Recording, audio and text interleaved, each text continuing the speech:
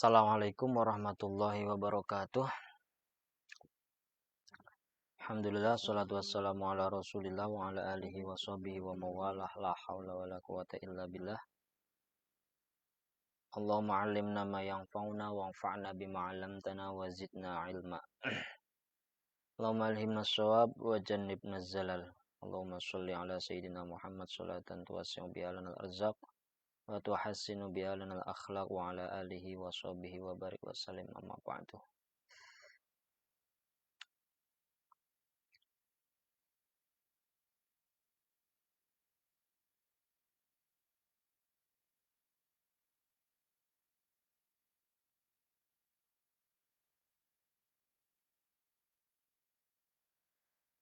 Oke, kita lanjutkan kembali. Sebelumnya kita kirimkan surat Al-Fatihah dulu seperti biasa. Kita kirimkan kepada baginda Nabi Muhammad SAW, kepada keluarganya, kepada para sahabat-sahabatnya, kepada para ulama-ulama, kepada para tabi'in, kepada para guru-guru kita yang sudah mendahulu kita maupun yang masih hidup, dan khususan kepada muallif kitab ini yaitu Syekh Hamami Zadah ghafarallahu lana wa lahum al-Fatihah. Bismillahirrahmanirrahim. Iyyaka na'budu wa iyyaka nasta'in. Ihdinas siratal mustaqim. Shiratal ladzina an'amta 'alaihim ghairil maghdubi 'alaihim waladdallin. Amin. Nah, kita mengarah kepada arti daripada kata Yasin. Bismillahirrahmanirrahim. Qala al-muallifu rahimahullahu ta'ala wa nafa'ani wa nafa'akum bi ulumihi fid dharain amin ya rabbal alamin. Wa fi lafdhi Yasin khamsatu aqwalin.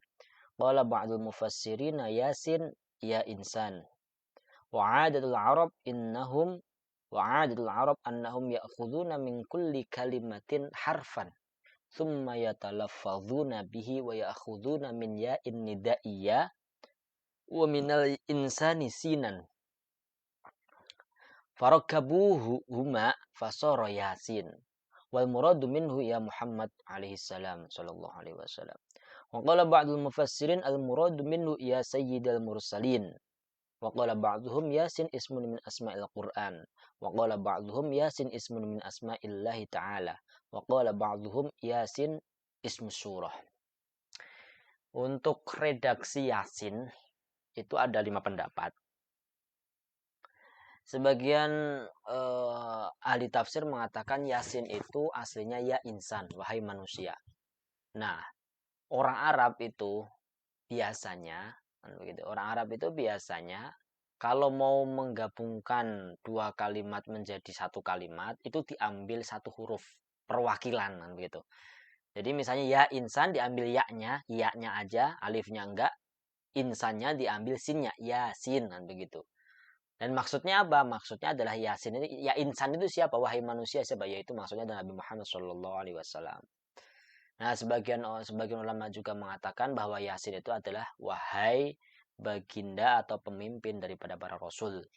Ada yang mengatakan juga, itu yang kedua, lalu kemudian yang mengatakan juga bahwa Yasin itu termasuk daripada salah satu nama Al-Qur'an.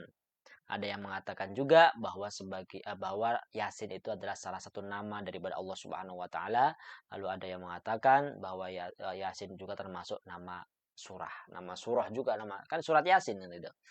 Nah, itu 5 pendapat bahwa pendapat arti Yasin itu wahai manusia, atau wahai pemimpin para rasul, atau Yasin itu salah satu nama Al-Qur'an, atau salah satu nama Allah Subhanahu wa taala, atau salah satu nama surat. Nah, ya nama surat ini surat Yasin gitu. Wa dzikra fi tafsiril istirabadhi inna lillahi ta'ala arba'ata alafismin. Gitu. Alfun minha la ya'rifu ghairullahi ta'ala wa alfun minha la ya'rifu ghairul malaikah wa alfun fil lauhil mahfuz wa 300 fit taurah wa 300 fil injil wa 300 fil zabur wa 100 fil qur'an 99 zahiratun wa wahidun minha khafi wa huwa ismul a'zam la ya'rifuhu illal anbiya wal mursalin. Nah, di dalam kitab tafsir Istirobazi gitu loh, itu bahwasanya Allah itu punya 4.000 nama. Nama lain selain Allah itu ada 4.000. Yang 1.000 nggak ada yang tahu kecuali Allah. Yang 1.000 lagi nggak ada yang tahu kecuali malaikat. Udah 2.000 tuh. Yang 1000 lagi tertulis di Lauh Mahfud, jadi 3000. Kemudian 300 tertulis di Taurat. 300 lagi tertulis di Injil. 300 lagi tertulis di Zabur. Dan 100 itu tertulis di Al-Quran. 99 itu jelas itu maksudnya adalah nama, itu adalah Asmaul Husna. Sedangkan satu itu masih samar gitu loh, yaitu namanya disebutnya Ismul A'zam, nama yang paling agung yang mana tiada yang tahu kecuali para nabi dan para rasul. Kan begitu. Jadi ya kurang lebih yang dalam Al-Qur'an itu 100, tapi yang 99 termasuk Asmaul Husna, sedangkan yang satu itu tidak ada yang tahu kecuali para nabi dan para rasul. Itu namanya Ismul A'zam. Orang yang berdoa dengan Ismul A'zam biasanya langsung diijabah. Bismillahirrahmanirrahim. Ala siratim mustaqim. Yasin wal Qur'anil hakim. Demi Al-Qur'an yang hakim, yang bijaksana. Ala siratim mustaqim. Nabi Muhammad itu yang berada di atas jalan yang lurus.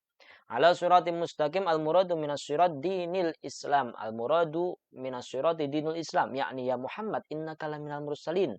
Wa dinuka dinul haqqi wal Islam. Wal kufa dinul haqqi wal Islam. Wal kufaru ala dinin batil. Atas jalan yang lurus. Maksudnya yang dimaksudkan dengan jalan yang lurus itu adalah agama Islam. Nah, maksudnya kurang lebihnya begini, wahai Muhammad, engkau itu termasuk orang yang diutus dan agamamu adalah agama yang benar, yakni agama Islam. Sedangkan orang-orang kafir itu di atas agama yang batil, walaupun mereka beragama, begitu mengatakan mereka punya agama, mereka katanya juga menyembah Allah, tapi kan mereka menyekutukannya. Orang-orang kafir itu kan menyekutukan Allah, kan begitu. Nah, tapi untuk agama Islam, agama yang paling benar, dan engkau adalah termasuk orang yang diutus. Fa'inkilah aksamallahu bi anna Muhammadan alaihi salatu wassalam minal mursalin. Fa'in kana hadzal qasam lil kuffari bi an yusaddiqu bi anna Muhammadan alaihi salam laminal mursalin fahum la yusaddiqun. Wa in kana lil muslimina bi an yusaddiqu anna Muhammadan laminal mursalin fahum yusaddiqunahu bila qasamin. Fama fa'idatul qasam? Ujiba bi anna Allah ta'ala arada an yu'akkida kalamahu lil munkirina. Fal qasam naw'un min at-ta'kidi falidzalika aqsamallahu ta'ala bihi lil hujjah. Maka jika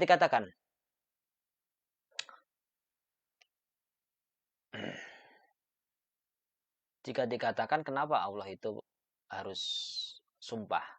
Yasin wal Qur'anil Hakim. Innaka laminal mursalin ala siratim. Kenapa ada wal Qur'anil Hakim? Demi Al-Qur'an.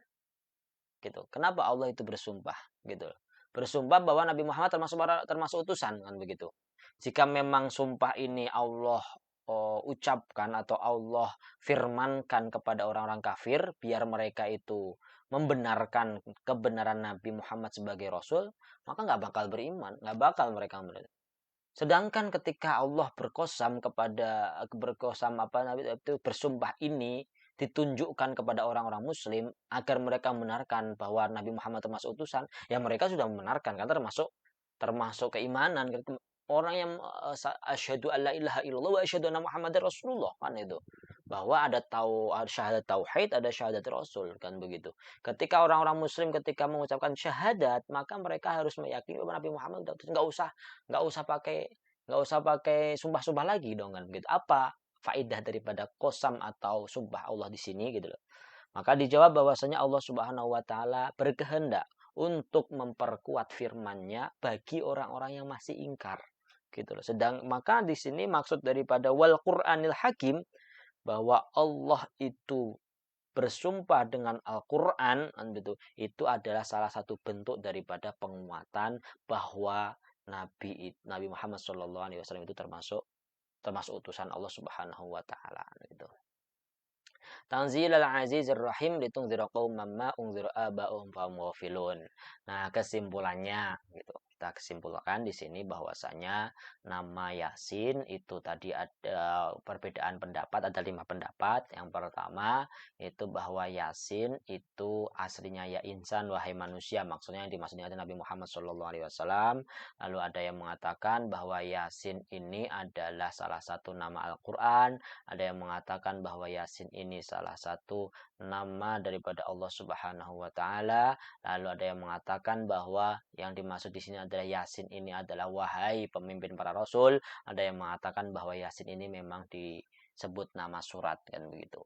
Lalu kemudian ala siratim mustaqim, yaitu yang berada di jalan yang lurus ini adalah yang dimaksud adalah agama Islam, agama yang paling benar.